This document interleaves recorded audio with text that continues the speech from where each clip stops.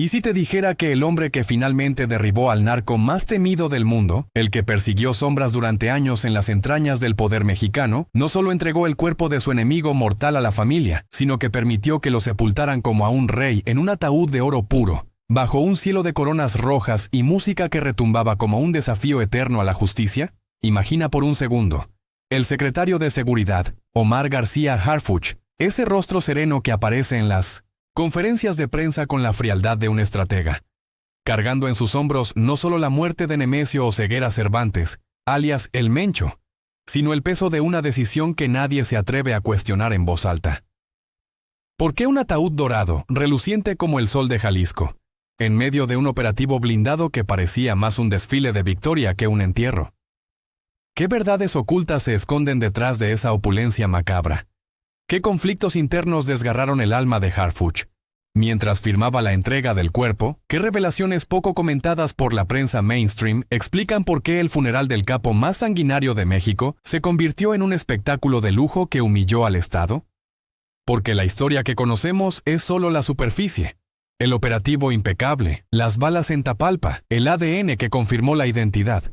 Pero debajo late algo más profundo, más oscuro, un laberinto de lealtades rotas, dilemas morales que erosionan el alma y una verdad que solo emerge cuando miras más allá de las cámaras. En este documental que no verás en los noticieros, desenterramos la trágica odisea de Omar García Harfuch, el hombre que cazó al diablo y luego lo dejó partir con honores de emperador. Pero antes de sumergirnos en las sombras, te pido algo que va más allá de un simple clic. Suscríbete ahora mismo a este canal, activa la campanita, porque historias como esta, crudas, profundas y sin filtros, solo sobreviven si tú, espectador incansable, te unes a la misión de revelar lo que el sistema quiere enterrar.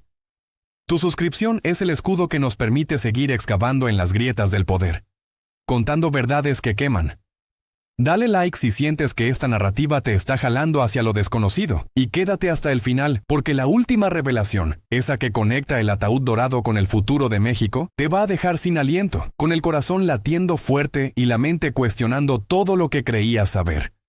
No te vayas, porque lo que viene es un viaje cinematográfico a través de la vida de un hombre forjado en fuego, un thriller real que redefine lo que significa ser héroe en un país devorado por sus propios monstruos. Y así, en las calles empedradas de Cuernavaca, donde el aire huele a jazmines y a promesas rotas, nace Omar Hamid García Harfuch, el 25 de febrero de 1982, en una familia que ya llevaba en la sangre el pulso de la seguridad nacional, como si el destino lo hubiera marcado desde el útero para convertirse en el guardián de las sombras. Hijo de Javier García Paniagua, el legendario jefe de la Dirección Federal de Seguridad en los turbulentos años 70. Ese titán de la guerra sucia que navegó entre conspiraciones y lealtades invisibles. Y de María Sorté, la actriz y cantante que iluminaba pantallas con su voz y su presencia, pero cuya vida familiar se teñía de los secretos que el padre traía a casa bajo llave. Imagina a un niño pequeño, de ojos penetrantes y mente afilada, creciendo en el eco de conversaciones, susurradas sobre operativos fallidos y traiciones que costaban vidas, mientras su madre ensayaba diálogos de telenovelas que, irónicamente, palidecían ante la realidad cruda que su padre vivía. Ese entorno familiar no fue un nido de algodón, sino una forja donde el acero de la determinación se templaba día a día. Javier, con su herencia de general Marcelino García Barragán, le inculcaba el código del deber inquebrantable, esa mezcla de honor militar y astucia política que definiría el camino de 1907. Omar. Pero no todo era gloria. Los traumas iniciales se filtraban como veneno lento. Las ausencias prolongadas del padre durante misiones que lo llevaban a los rincones más oscuros de México, dejando a un niño solo con preguntas que nadie respondía, con el miedo sutil de que un día la puerta se abriera para malas noticias. Su relación con las figuras de autoridad era un torbellino. Adoraba a su padre como a un dios distante, pero también lo resentía por las noches en vela, por las llamadas a medianoche que interrumpían cenas familiares, por la sombra constante de la violencia que acechaba a su hogar. María Sorté, con su calidez de artista, intentaba equilibrar con abrazos y canciones, pero Omar, el primogénito, absorbía la dualidad. El glamour de los sets de grabación y la crudeza de las operaciones encubiertas. Aquellos años formativos en Morelos lo moldearon con una resiliencia que pocos poseen. Mientras otros niños jugaban en parques, él estudiaba mapas de inteligencia, escuchaba Historias de infiltrados y soñaba con un México donde el miedo no reinara. Cada atardecer en el jardín de la casa familiar se convertía en un ritual silencioso. El pequeño Omar observaba el horizonte, imaginando las montañas lejanas donde su padre combatía fantasmas invisibles, y juraba en su interior que algún día él sería el que pondría fin a esa guerra eterna, aunque eso significara sacrificar su propia paz interior para siempre. La infancia no fue inocente, fue un entrenamiento prematuro para la guerra que vendría, un bautismo de fuego emocional que lo preparó para soportar lo insoportable, para mirar a los ojos del mal sin parpadear, pero también para cargar con el eco constante de las vidas que se pierden en el camino. En esa casa de Cuernavaca, rodeada de jardines exuberantes que contrastaban con la tensión interna, Omar aprendió temprano que el poder no es un regalo, sino una carga pesada que se hereda con sangre y sudor. Las historias que su abuelo Marcelino contaba sobre la revolución, sobre unirse a Pancho Villa a los 18 años, sobre ser gobernador de Jalisco y secretario de Defensa en tiempos de Tlatelolco, se mezclaban con las advertencias de su padre sobre la corrupción que devora desde dentro, creando en el joven una visión dual del Estado, protector y verdugo al mismo tiempo. Las primeras fricciones llegaron pronto, en la adolescencia, cuando el joven Omar, con su inteligencia voraz, se topó con los rechazos del sistema educativo tradicional, donde sus preguntas incisivas sobre justicia y poder lo marcaban como rebelde ante profesores que preferían la obediencia ciega. Fracasos menores, como exámenes suspendidos por distracciones causadas por las tensiones familiares, lo empujaron a un abismo de autoexamen. ¿Era digno de la herencia de su padre?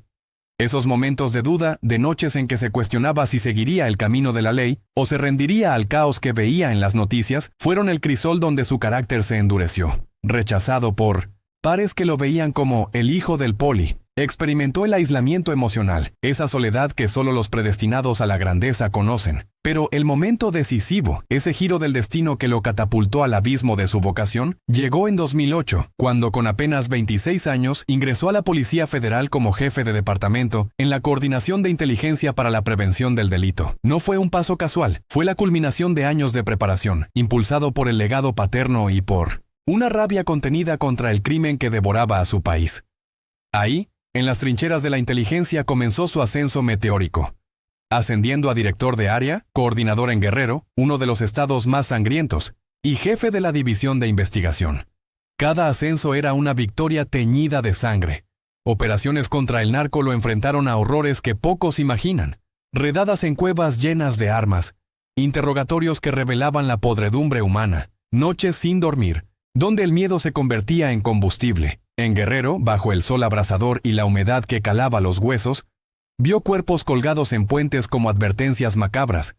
Escuchó los gritos ahogados de madres que buscaban a sus hijos desaparecidos. Y sintió en su propia piel cómo el narco no era solo un enemigo externo, sino una plaga que se infiltraba en cada fibra del tejido social. Cada operación exitosa le costaba un pedazo de alma. Cada fracaso, una herida que no cicatrizaba. Pero en 1990, esa oscuridad encontró su propósito. No solo combatir el crimen, sino entenderlo, diseccionarlo, anticiparlo. La inteligencia se convirtió en su arma más letal, una mente que calculaba movimientos a años vista, mientras el resto del mundo reaccionaba al día siguiente. Esos años en el sur lo endurecieron hasta el punto de no retorno. Aprendió a leer el lenguaje corporal de los informantes, a detectar mentiras en el tono de voz, a anticipar emboscadas antes de que ocurrieran. Y todo ello mientras lidiaba con la culpa de saber que cada éxito significaba más enemigos jurados contra su vida. Su relación con los padres evolucionó en esa etapa. Javier, ya retirado, se convertía en mentor silencioso, compartiendo lecciones de la guerra sucia que Omar aplicaba con precisión quirúrgica. María, orgullosa pero temerosa, lo veía partir cada mañana con el corazón en un puño, sabiendo que su hijo caminaba por el filo de la navaja. Pero los conflictos internos no tardaron. Inseguridades profundas lo atormentaban, dudas sobre si su sangre privilegiada lo hacía menos merecedor, o si era solo un peón en un juego mayor. En 2015, al unirse a la Agencia de Investigación Criminal de la entonces Procuraduría General de la República, su inteligencia brilló en investigaciones federales que desmantelaron células enteras del crimen organizado. Ahí, el reconocimiento público llegó como un torrente. Medallas, menciones en informes de la DEA, pero también el primer gran escándalo personal. Un atentado en 2020 que lo dejó herido, atribuido directamente al cártel Jalisco Nueva Generación de El Mencho. Imagina el impacto, balas silbando en las lomas de Chapultepec, su convoy blindado convertido en un infierno de metal retorcido, y Harfuch emergiendo con la determinación de un superviviente. Ese evento no solo lo marcó físicamente, cicatrices que llevaba con orgullo, sino que avivó un fuego interno, una obsesión por destruir al CKNG que lo consumía. Sus declaraciones controvertidas en entrevistas posteriores, donde hablaba de traidores dentro de las filas y corrupción que pudre desde adentro, generaron olas en la industria política y mediática. Lo llamaban temerario, visionario, pero también blanco fácil. El atentado no fue solo un ataque físico, fue un asalto a su fe en el sistema que juró proteger. En las semanas de recuperación, solo en una habitación de hospital custodiada por hombres armados, revivía cada segundo de la emboscada, preguntándose si su propia ambición lo había convertido en objetivo, si el precio de la justicia era demasiado alto para un solo hombre. Esas noches de dolor y silencio forjaron una versión más fría de sí mismo, un líder que ya no permitía dudas, que convertía cada cicatriz en lección, cada amenaza en motivación. Sobrevivió a más de 400 disparos en ese infierno de Paseo de la Reforma, con impactos en hombro, clavícula y rodilla, y emergió no roto, sino renovado, con una determinación que rayaba en lo obsesivo. La ascensión continuó. Imparable. En octubre de 2019, Claudia Sheinbaum lo nombró secretario de Seguridad Ciudadana de la Ciudad de México, un cargo donde transformó la capital con estrategias innovadoras, reduciendo homicidios y desmantelando redes. Sus relaciones amorosas, siempre discretas por el riesgo de su vida, fueron marcadas por la complejidad. Una pareja que lo apoyaba en las sombras, pero que sufría el aislamiento impuesto por la amenaza constante, llevando a rupturas dolorosas que lo dejaban cuestionando su humanidad. ¿Valía la pena el sacrificio? Esos dilemas morales lo acosaban en las madrugadas, cuando repasaba expedientes de inocentes caídos en el fuego cruzado. La fama lo cambió. De policía anónimo a figura pública, con paparazzis acechando y entrevistas que lo pintaban como el héroe intocable. Pero los momentos de caída emocional fueron brutales. Después del atentado, depresiones silenciosas, noches de insomnio donde revivía las balas, inseguridades sobre su legado, cambios de mintos y personalidad sutiles, de impulsivo a calculador, de idealista a pragmático, siempre con esa inteligencia afilada que lo hacía impredecible. En la Secretaría de Seguridad de la CDMX, implementó sistemas de videovigilancia masiva, inteligencia predictiva y operativos quirúrgicos que hicieron temblar a las pandillas. Sin embargo, cada éxito traía su sombra, acusaciones de abuso de poder, críticas de organizaciones de derechos humanos que veían en sus métodos un eco de los excesos del pasado y la constante pregunta interna de si estaba convirtiéndose en lo que juró combatir. La presión era asfixiante. El equilibrio entre eficacia y humanidad se volvía cada vez más frágil, y en las reuniones a puerta cerrada con sus colaboradores más cercanos, se permitía momentos de vulnerabilidad que nadie más veía. Un suspiro profundo, una mirada perdida en el horizonte, un reconocimiento silencioso de que la guerra contra el narco no tenía fin, solo pausas entre batallas. Cada reducción en índices de 1920 violencia era celebrada públicamente, pero en privado, Omar sabía que cada número representaba familias destrozadas, y esa carga lo hacía cuestionar si su legado sería de Salvador o de otro verdugo en la larga cadena de la historia mexicana. En 2024, su ascenso federal como secretario de Seguridad y Protección Ciudadana lo colocó en el epicentro de la casa final de El Mencho. La operación en Tapalpa, el 22 de febrero de 2026, fue su obra maestra. Inteligencia impecable, drones sobrevolando la sierra, comandos élite descendiendo en helicópteros negros bajo la lluvia torrencial, y el capo abatido por múltiples impactos en tórax, abdomen y piernas, tras un enfrentamiento que duró apenas minutos pero que parecía eterno en la mente de quienes lo planearon. Harfuch lo anunció con voz firme en la conferencia matutina, pero en privado, la victoria sabía agridulce, como un trago de veneno mezclado con miel. El cuerpo, confirmado por ADN en laboratorios blindados, fue entregado a la familia el 29 de febrero, y el funeral del 2 de marzo en Zapopan se convirtió en leyenda. Ataúd dorado, herrajes ornamentales que brillaban bajo los reflectores de las cámaras, más de 500 coronas de flores anónimas, algunas en forma de gallo, símbolo de su apodo, Señor de los Gallos. Música de banda interpretando rancheras como El Muchacho Alegre y narcocorridos que retumbaban en el recinto de La Paz como un himno de desafío. Miles de personas se agolpaban en las calles, algunas llorando, otras aplaudiendo, mientras el féretro dorado avanzaba escoltado por camionetas blindadas y helicópteros que vigilaban desde lo alto. ¿Por qué el lujo? La revelación que pocos conectan. Harfuch, en su rol, permitió la entrega conforme a la ley, para evitar un estallido de violencia que desestabilizara Jalisco, el feudo del CJNG, donde un entierro humillante podría haber encendido una guerra civil en las calles. Pero más profundo, era un gesto calculado de respeto al enemigo caído, un eco de la tradición narca de opulencia que Harfuch conocía desde sus días en Guerrero, una decisión que equilibraba justicia con pragmatismo, pero que lo atormentaba internamente en las horas más oscuras. Normalmente los restos los reclaman los familiares y se entregan, dijo él mismo en una declaración pública que sonaba fría, pero detrás yacía el conflicto visceral. Entregar al monstruo como a un hombre, o dejarlo pudrir en la fosa común, y arriesgar miles de vidas inocentes en represalias. Esa elección lo perseguía como un fantasma. Cada vez que cerraba los ojos, veía el ataúd dorado reflejando el sol, y se preguntaba si había ganado la batalla o simplemente prolongado la guerra bajo otro disfraz. El ataúd, bañado en oro con acabados brillantes y herrajes de lujo, no era solo un capricho familiar. Era un símbolo que el Estado permitió, porque negar ese último acto de ostentación podría haber provocado un caos mayor.